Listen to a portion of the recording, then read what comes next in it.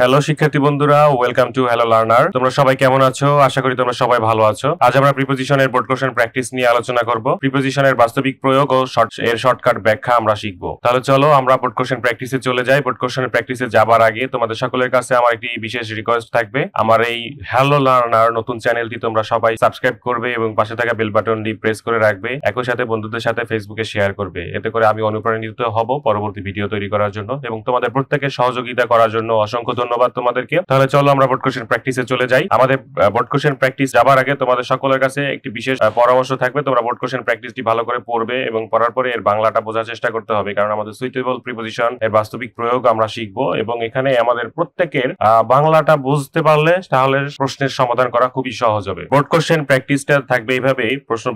পরীক্ষায় প্রশ্ন আসবে যে put in suitable preposition in the blank. আমাদের এখানে একটা প্যাসেজ দেওয়া থাকবে, প্যাসেজের এখানে খালি ঘরগুলো থাকবে, খালি ঘরগুলো সমাধান করতে হবে। তাহলে দেখো আমরা প্যাসেজটি একটু পড়ি। এবং an honest man is true dash his word, he does not deviate dash the path of honesty, he knows that true peace consists dash honesty, so he does not fall a victim dash any greed, he has no ambitions dash worldly thing। তাহলে আমাদের হচ্ছে সমাধান করার জন্য আমাদের নিচে বাংলাটি তোমাদের সুবিধার্থে দিয়ে দেওয়া হয়েছে। তোমরা এখান থেকে বাংলা এই ইংলিশটা পড়বে এবং ইংলিশের প্যাসেজটি পড়বে। প্যাসেজটি পড়ার পরে এই বাংলাটি পড়বে, তাহলে তোমরা সমাধানটা দ্রুত করতে পারবে। দেখো আমাদের হচ্ছে যদি আমরা প্যাসেজটি পড়ি, প্যাসেজটি পড়ার পরে একটু বোঝার চেষ্টা করতে হবে যে আমাদের কোন রুলস এর সাথে কোন রুলস এর সামঞ্জস্যপূর্ণ আছে।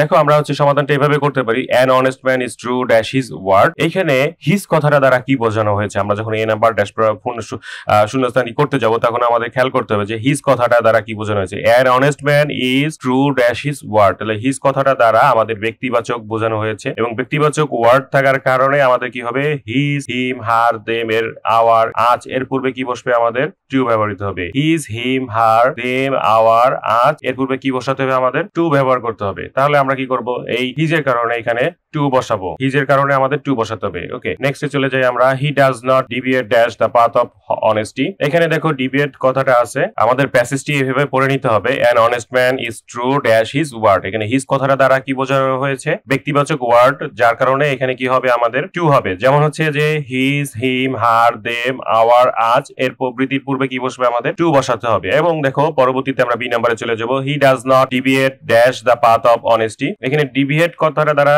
আমাদের পথভ্রষ্ট হওয়াকে বোঝানো হয়েছে, অর্থাৎ পথভ্রষ্ট কথাটার জন্যই কিন্তু আমাদের এখানে ফ্রম বসাতে হবে। কিভাবে ফ্রম বসাবো, আমাদের কিছু রুলস আছে যে এইভাবে, যে differ from, different from, abstain from, suffer from, prevent from, keep from, prohibited from, preserve from, abstain from, dissent from, distinct from, remote from এবং ডিভিয়েট ফ্রম। এই কথাগুলা তোমরা একটু খেয়াল করবে, আমার ভিডিওটি পজ করে টেনে টেনে একটু দেখবে এখানে, যে এই ওয়ার্ডগুলো তোমরা একটু লিখে রাখবে, তোমাদের খাতা কলমে লিখে রাখবে যে ডিভিয়েট ফ্রম হতে পারে suffer from, different from, prohibited from, abstain from, remote from. এইগুলোর কারণে এখানে হবে কি, তোমরা একটু খেয়াল করবে যে এখানে ফ্রম কথাটা বসাতে হবে, F R O M, from কথাটা আমাদের বসাতে হবে। এখন খেয়াল করো যে পরবর্তী রুলসটাতে, মানে পরবর্তী যে সি নাম্বারটা আমরা সমাধান করব। হি knows that true peace consist dash honest, এখানে কনসিস্ট ড্যাশ অনেস্টি। এইখানে দেখো আমাদের হচ্ছে দুইটা জিনিস থাকে, একটা হচ্ছে কনসিস্ট ইন থাকে, একটা হচ্ছে কনসিস্ট অফ থাকে। কনসিস্ট অফ এর অর্থ হচ্ছে গঠিত, কনসিস্ট ইন এর অর্থ হচ্ছে নিহিত। তোমরা কি করবে, কনসিস্ট অফ এর অর্থ হচ্ছে কি গঠিত, কনসিস্ট ইন এর অর্থ হচ্ছে নিহিত। তাহলে আমরা এখানে কোন জিনিসটা বসাতে পারি, আমরা এখানে ইন কথাটা বসাবো, কনসিস্ট ইন। কেন ইন কথাটা বসাবো, আমরা পুরো প্যাসেজটি পুরো ইয়াটা সেন্টেন্সটা আমরা একটু করি। হি knows that true peace consist dash honesty in honest, এর অর্থ হচ্ছে যে সে অবগত যে প্রকৃত শান্তি সততার মধ্যে নিহিত। এর অর্থ হচ্ছে যে প্রকৃত শান্তি কি সততার মধ্যে নিহিত, সেই জন্য কিন্তু আমাদের এখানে ইন বসানো হয়েছে। কনসিস্ট অফ এর ব্যবহারটা আমরা এখানে করব না, কনসিস্ট ইন বসাবো। তো পরবর্তীতে চলে যাব আমরা। So he does not fall a victim dash any greed, এখানে দেখো ভিকটিম ড্যাশ এনি গ্রিড, এই কথাটার জন্য আমাদের কোন জিনিসটা বোঝানো হবে, এখানে আমরা ভিকটিম টু বসাবো না ভিকটিম অফ বসাবো।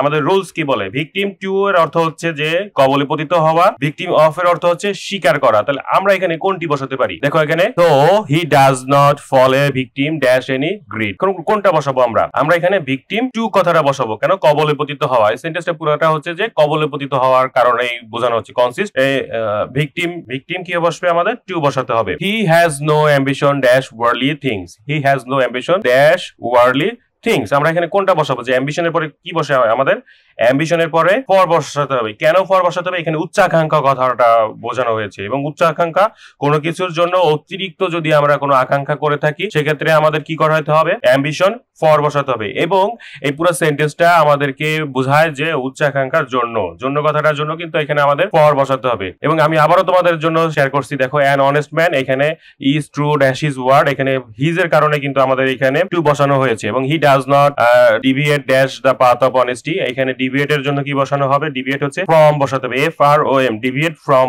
দ্য পাথ অফ অনেস্টি, এই কথাটা আমাদের বসাতে হবে। কারণ আমাদের নিয়ম আছে যে differ from, absent from, deviate from, suffer from, prohibited from, remote from, distinct from, এইগুলা আমাদের এখানে ফ্রম বসাতে হবে। এবং পরবর্তীতে চলে যাও, he knows that the true peace consist dash the honesty, কনসিস্টের এখানে কি বসাতে হবে, আমাদের কনসিস্ট ইন বসাতে হবে। কারণ আমাদের কনসিস্ট অফ এর অর্থ হচ্ছে গঠিত এবং কনসিস্ট ইন এর অর্থ হচ্ছে নিহিত। তাহলে আমরা কোনটা বসাতে পারি, কনসিস্ট ইন বসাতে পারি। কারণ হচ্ছে দেখো আমাদের হচ্ছে হি knows that true peace consist dash honesty, এর অর্থ হচ্ছে যে সে অবগত যে প্রকৃত শান্তি সততার মধ্যেই নিহিত থাকে। এই অর্থটার কারণে কিন্তু এখানে আমাদের অফ হবে না, কনসিস্ট ইন বসাতে হবে। এবং নেক্সটে চলে যাই, so he does not fall a victim dash in agreed, এখানে ভিকটিমের পরিবর্তে আমরা এখানে পরে কি বসাবো, টু হচ্ছে কবলপতিত হওয়া, ভিকটিম অফ হচ্ছে স্বীকার করা, ভিকটিম টু বসাবো না ভিকটিম অফ বসাবো, আমাদের এখানে ভিকটিম টু বসাতে হবে। ভিকটিম কিভাবে বসাতে হবে, টু বসাতে হবে। এবং পরবর্তীতে যাই আমরা হচ্ছে he has no ambitions dash worldly things, আমাদের এখানে হচ্ছে যে he has no ambition dash worldly things, আমাদের কোনটি বসাতে হবে, আমাদের এখানে অ্যাম্বিশনের মানে হচ্ছে কি, আমাদের অ্যাম্বিশনটা কি বোঝানো হচ্ছে, যে উচ্চাকাঙ্ক্ষার জন্য কিন্তু ফর বসাতে হবে, উচ্চাকাঙ্ক্ষার জন্য কি বসাতে হবে, আমাদের ফর বসাতে হবে। ফরের কারণে এখানে দেখো অ্যাম্বিশন, এই ফর কথাটা দিয়ে আমাদের হচ্ছে এখানে পুরো সেন্টেন্সটা একদম শ্রুতিমধুর হয়ে যাচ্ছে, যে he has no ambitions for worldly things. আশা করি তোমরা সকলে এই প্যাসেজটি সুন্দরভাবে সমাধান করতে পেরেছো, এবং এই প্যাসেজটি তোমরা ভালো করে পড়বে, আবার বারে প্র্যাকটিস করবে, খাতা কলমে প্র্যাকটিস করবে, তাহলে সুন্দরভাবে শিখতে পারবে। এবং এইভাবে কয়েকটি সমাধান প্র্যাকটিস করা শিখলে তোমরা এখানে ফুল মার্কস পেতে পারো। তোমাদের কাছে আবারও রিকোয়েস্ট থাকলো, আমার এই চ্যানেলটি নতুন, তোমাদের সকলের সহযোগিতা প্রয়োজন, সকলে সাবস্ক্রাইব করবে, পাশে থাকা বেল বাটনটি প্রেস করবে এবং বন্ধুদের সাথে শেয়ার করবে, ফেসবুকে শেয়ার করবে। ধন্যবাদ সবাইকে, ধন্যবাদ।